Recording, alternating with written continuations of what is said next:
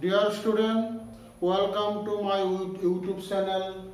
Adiswa class 9 or Bigyan, General Science class 9, Adhyay 5. Jibor Maulik Ekok, the fundamental unit of life. Jibor Maulik Ekok, the fundamental unit of life. Question alosona hobo, question bur tumaluke saba, poriba answer likhi disu. Question number 1, Kokhok Kia গঠন আৰু কাৰ্যৰ মৌলিক একক বুলি অভিহিত কৰা হয়। কোষক কিয় গঠন আৰু কাৰ্যৰ মৌলিক একক বুলি অভিহিত কৰা হয়? কোষক। এনসাৰ, প্ৰত্যেকটো জীৱিত কোষৰেই কিছুমান মৌলিক কাৰ্য সমাধা কৰাৰ সামৰ্থ্য আছে আৰু এই সকলো জীৱৰে বৈশিষ্ট্য। মানে কি হল, প্ৰত্যেকটো জীৱিত কোষৰে কিছুমান মৌলিক কাৰ্য সমাধা কৰাৰ সামৰ্থ্য আছে বা থাকে আৰু এই সকলো জীৱৰে বৈশিষ্ট্য। জীৱদেহটো কোষৰ দ্বাৰা গঠিত আৰু কোষেই যাৱতীয় কাৰ্য সম্পাদন কৰে, সেইকাৰণে কোষক জীৱৰ মৌলিক একক বোলে। তোমালোকে এইবোৰ পঢ়িবা, খুব ইম্পৰ্টেণ্ট কুৱেশ্যন। তাৰপিছত কুৱেশ্যন নম্বৰ 2, কোষাবৰণখনক কিয় অৰ্ধবেদ্য আৱৰণ বুলি আখ্যা দিয়া হয়? কোষাবৰণ সেল মেমব্ৰেন, কোষাবৰণক কিয় অৰ্ধবেদ্য আৱৰণ বুলি আখ্যা দিয়া হয়? এনসাৰ, কোষাবৰণে কিছুমান দ্ৰব্য কোষৰ ভিতৰলৈ বা বাহিৰলৈ অহা যোৱা কৰাত সহায় কৰে, আনহাতে ই আকৌ কিছুমান দ্ৰব্য ইয়াৰ মাজেদি সৰকি যোৱাত বাধাও প্ৰদান কৰে।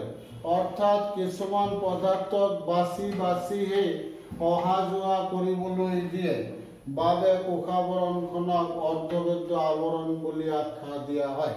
খুব ইম্পৰ্টেণ্ট কুৱেশ্যন, এইবোৰ তোমালোকে পঢ়িবা। নেক্সট কুৱেশ্যন চোৱা, কুৱেশ্যন নম্বৰ 3, লাইসোজমক কিয় কোষৰ আত্মঘাতী মনা বুলি আখ্যা দিয়া হয়? খুব ইম্পৰ্টেণ্ট কুৱেশ্যন। লাইসোজম হৈছে এটা কোষ অংগাণু, আগৰ ভিডিঅ'ত চাবা বুজাই দিয়া হৈছে। লাইসোজমক কিয় কোষৰ আত্মঘাতী মনা, সুইচাইড বেগ বুলি কোৱা হয়, সুইচাইড বেগ বুলি আখ্যা দিয়া হয়।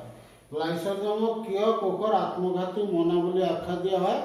লাইসোজম হৈছে অন্তঃকোষীয় জালিকাত থকা কিছুমান কণিকা, এইবোৰক কি কোৱা হয় যে লাইসোজম কিয় আত্মঘাতী মনা বুলি আখ্যা দিয়া হয়, সুইচাইড বেগ বুলি কোৱা হয়। এটা কুৱেশ্যন হয়, এইটো প্ৰায়ই হয়, চাবা এনসাৰ। লাইসোজম কোষস্থ বৰ্জিত পদাৰ্থ নিষ্কাশনৰ লগত জড়িত এক অংগাণু। তেনেহ'লে লাইসোজম হৈছে কোষস্থ বৰ্জিত পদাৰ্থ নিষ্কাশনৰ লগত জড়িত এক অংগাণু বা কোষ অংগাণু। লাইসোজমে কোষত প্ৰৱেশ কৰা অলাগতিয়াল দ্ৰব্যবোৰ যেনে বেক্টেৰিয়া, মৃত কোষ অংগাণু আৰু কোষত উৎপন্ন হোৱা অলাগতিয়াল পদাৰ্থবিলাক পৰিপাক কৰি কোষটো পৰিষ্কাৰ কৰি ৰাখে। লাইসোজমে কি কৰে যে কোষৰ ভিতৰত কিছুমান হয়তো বেক্টেৰিয়া বা মৃত কোষ অংগাণু আৰু কোষত উৎপন্ন হোৱা অলাগতিয়াল পদাৰ্থ, সেইবোৰক লাইসোজমে খাই পেলাই, মানে পৰিপাক কৰি বা পৰিপাক কৰি কোষটোৰ পৰা উলিয়াই দিয়ে, মানে কোষটো পৰিষ্কাৰ কৰি ৰাখে। কোষৰ বিপাকীয় কাৰ্যত কিবা বিসংগতি হলে বা কোষ এটা মৰি গলে লাইসোজমে জলবিয়োজক উৎসেচকৰ এনজাইমৰ দ্বাৰা কোষটো ধ্বংস কৰি দিয়ে। সেয়েহে লাইসোজমক কোষৰ আত্মঘাতী মনা বুলি আখ্যা দিয়া হয়। নিশ্চয় বুজি পাইছা? এইবোৰ তোমালোকে পঢ়ি লিখিবা, ইম্পৰ্টেণ্ট কুৱেশ্যন।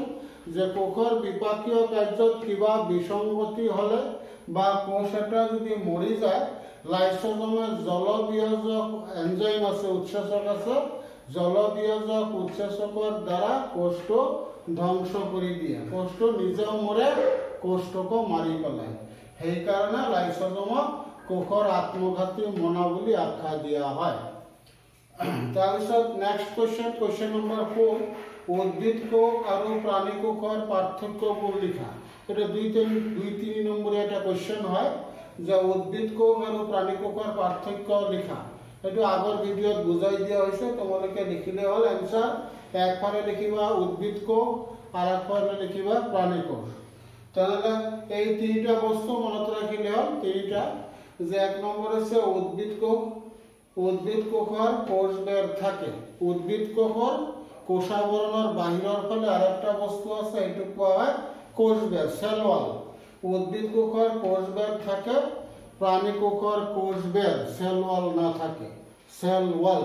তাহলে কোষৰ যেটো আবৰণ আছে কোষাবৰণ, তাৰ বাহিৰৰ ফালে আৰু একটা ওয়াল আছে, এইটো কোৱা হয় কোষবেৰ বা সেল ওয়াল। এইটো উদ্ভিদ কোষৰহে আছে। উদ্ভিদ কোষৰ কোষবেৰ থাকে বা আছে, প্ৰাণী কোষৰ কোষবেৰ নাথাকে। 2 নম্বৰ উদ্ভিদ কোষত প্লাস্টিড থাকে। প্লাস্টিড কি? প্লাস্টিড এটা কোষ অঙ্গাণু। ইয়াত কি থাকিব? পত্ৰহৰিত বা হৰিতকণা ক্লোৰোফিল থাকে।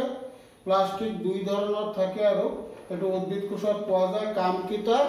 যে হৰিতকণা বা পত্ৰহৰিতৰ দ্বাৰা উদ্ভিদে কি কৰে? সালোক সংশ্লেষণৰ দ্বাৰা নিজৰ খাদ্য নিজে তৈয়াৰ কৰে সেই প্লাস্টিডৰ জৰিয়তে। তেনেহ'লে উদ্ভিদ কোষত প্লাস্টিড থাকে, প্ৰাণী কোষত প্লাস্টিড নাথাকে। সিম্পল ভাবে মনত ৰাখিলে হ'ল। তাৰপিছত 3 নম্বৰ উদ্ভিদ কোষৰ ৰাজধানী সাধাৰণতে ডাঙৰ। উদ্ভিদ কোষত ৰাজধানী থাকে। ৰাজধানী মানে ভেকুৱাল, ডাঙৰ মনাৰ দৰে, মানে উদ্ভিদ কোষৰ ভিতৰত বহুত 50ৰ পৰা 90% ঠাই দখল কৰি ৰাখিছে ৰাজধানী বা ভেকুৱাল। তো উদ্ভিদ কোষৰ ৰাজধানী সাধাৰণতে ডাঙৰ। ৰাজধানী দুটা থাকে, খুব ডাঙৰ। আৰু প্ৰাণী কোষৰ ৰাজধানী সৰু বা কেতিয়াবা নাথাকে। প্ৰাণী কোষত সৰু থাকিব পাৰে, নাথাকিব পাৰে। এই তিনিটা পাৰ্থক্য মনত ৰাখিবা। তেনে 2টা কুৱেশ্যন হ'ল আৰু 2টা আগৰ 2টা 4টা, মুঠতে 4টা কুৱেশ্যন হ'ল। তেনে তোমালোকে এইবোৰ কৰিবা।